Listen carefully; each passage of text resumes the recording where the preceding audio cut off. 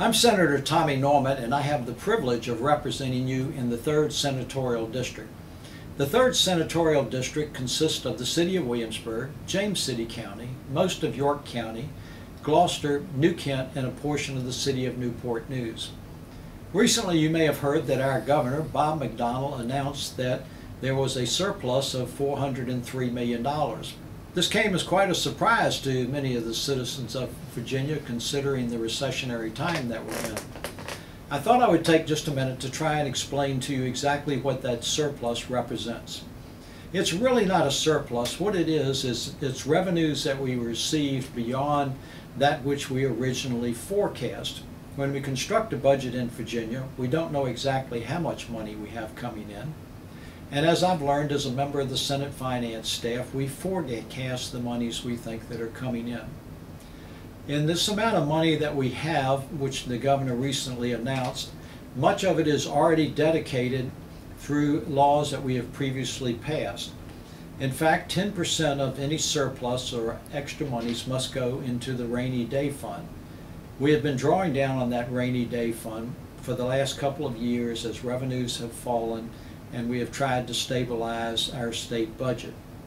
Also, there's a provision in there for money to go to the Water Quality Improvement Act. I am particularly pleased about that amount because I happen to be the chief patron of that bill many years ago. And that money is used to try to address non-point and point pollution that goes into the Chesapeake Bay and the other tributaries. Another very significant amount of money, approximately $83 million, is going to our hardworking and well-deserved state employees.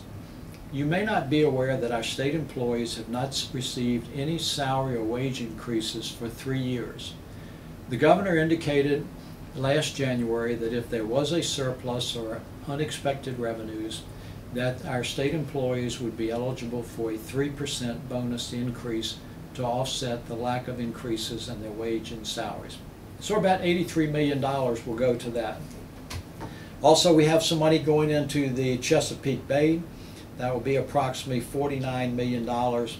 And finally, while it is a very modest amount, $18 million will go to backfill some of the cuts that we made for the first time to public education.